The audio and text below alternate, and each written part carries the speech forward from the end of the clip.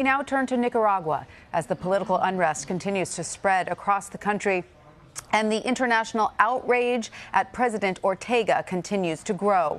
Within 2 days of President Daniel Ortega making claims that things were getting better in Nicaragua, 4 more people were killed on Tuesday, including a Brazilian medical student whose car was shot up by pro-government civilians who recently took over a university. Now joining us is the Mexico bureau chief at the Washington Post, Joshua Partlow. He's been following this story. Joshua, thanks for joining us.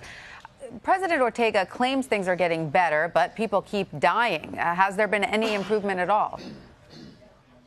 No, I don't think so. I think the underlying situation remains pretty much the same as it has been for the last 3 months.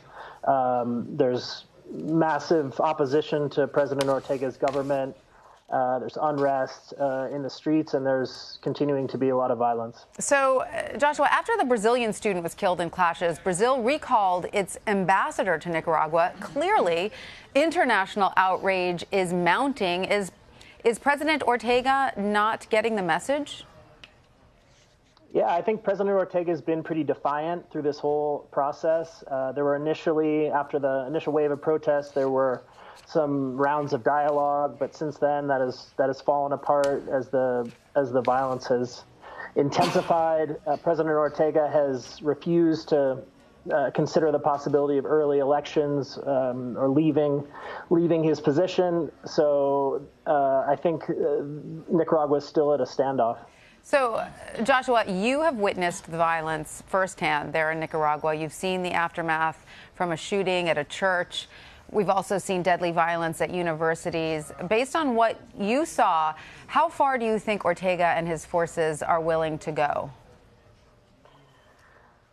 Well, I think what we've seen over the last few weeks is that his government is willing to use as much force as necessary to try to break these protests. The protesters had taken over universities, whole towns and cities with barricades, bricks and logs, and not trying to block the police from entering cities. And over the last few weeks, the paramilitary forces that are loyal to Ortega's government have gone in convoys of trucks with rifles and military weapons and started shooting and have basically driven those protesters out of those areas, and they've essentially taken back control of most of the areas that the protesters had seized. So now you're at a position where we're waiting to see how the protesters will respond to that and whether this paramilitary violence will continue. And are the protesters armed? Where are they getting their weapons?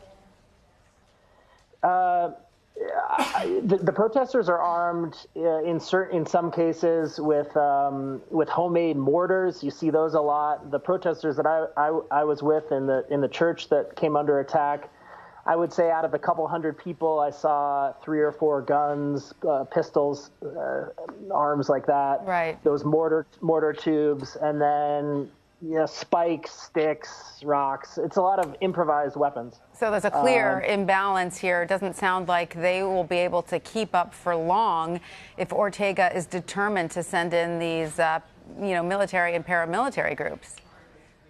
Yeah, I definitely agree with that. And the paramilitary groups seem to have fairly modern military weapons, military rifles, and the death toll so far, the vast majority of the more than 350 people who have been killed have been civilians. Right. And of course, there's no way that, stones and sticks can compete with that kind of advanced military equipment. Now, Joshua, I want to ask you, the State Department has condemned the Ortega regime. It's called for free and fair elections.